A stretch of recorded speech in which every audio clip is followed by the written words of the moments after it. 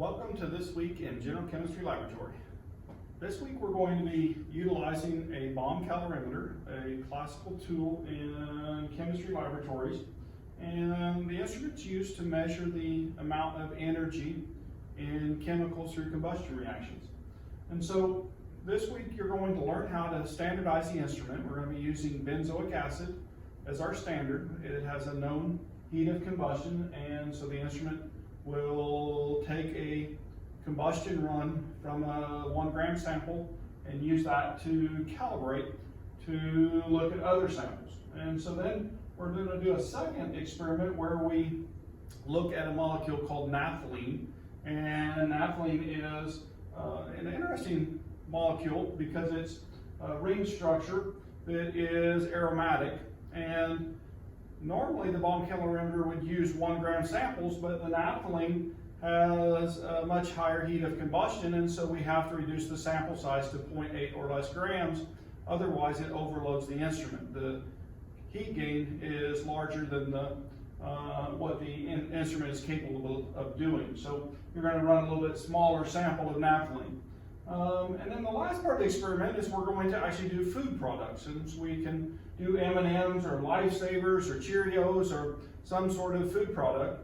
And then we can compare the heat energy, the calories from that, to what's on the label package and see if their published value is close to what we would determine through the experiment. And so anyway, the bomb calorimeter is actually made out of stainless steel, and it's quite heavy, so when you pick it up you'll recognize that next week.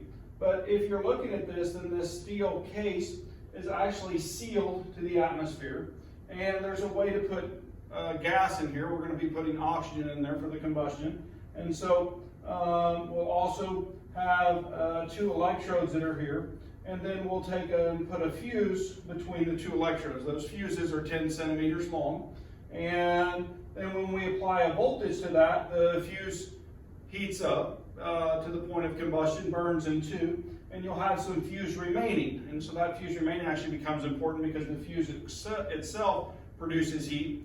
And so there's a calculation where you would take the 10 centimeters that you started with. And so if you start with 10 centimeters of fuse, and after the combustion you have a 3.2 centimeter piece remaining, then you would subtract the 3.2 from the 10, and so 6.8 centimeters remaining, and then for every centimeter of fuse, 6.8 centimeters times 2.3 calories per centimeter, and so the resulting answer would be the amount of energy that you would subtract from the gross heat given to you by the instrument at the end of the experiment. Okay? There's actually sometimes molecules that are formed in these combustions when there's sulfur present, for example, and we can make sulfur oxides, and there's a titration that can be associated to account for that. The molecules that we're using, the change is not significant enough. We're not going to do the titration today.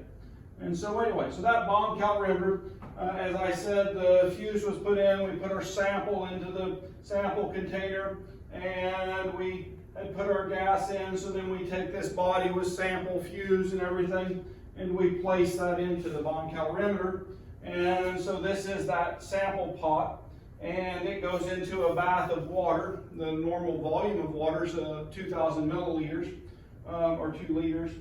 And so that volume of water is put into the calorimeter. The water is actually stirred with a mixer, and there is a way to measure the temperature. Okay, and so we use a thermocouple in ours, very sensitive. And so the thermocouple monitors the temperature of the water. When you ignite the reaction, then the vessel heats up, and that heat is then transferred to the water.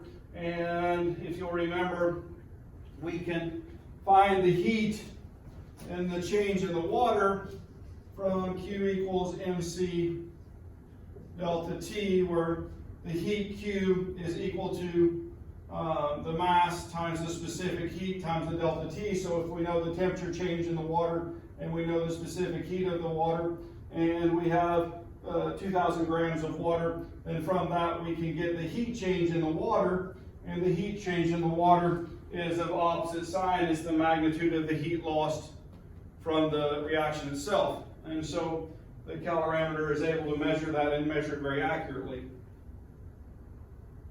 So this is just walking through the steps. The student made this slide, and it just shows that oxygen plus the sample goes into the bomb, and we heat that with the fuse to a point where it combusts, and the water jacket temperature changes, and so we monitor that temperature change. And actually the bomb calorimeter does all the calculations for us. It's kind of nice. I have included those in the live handout so that you can see them, but then we get a printer output which shows the gross heat, and the only change that we need to make to the gross heat is that value for the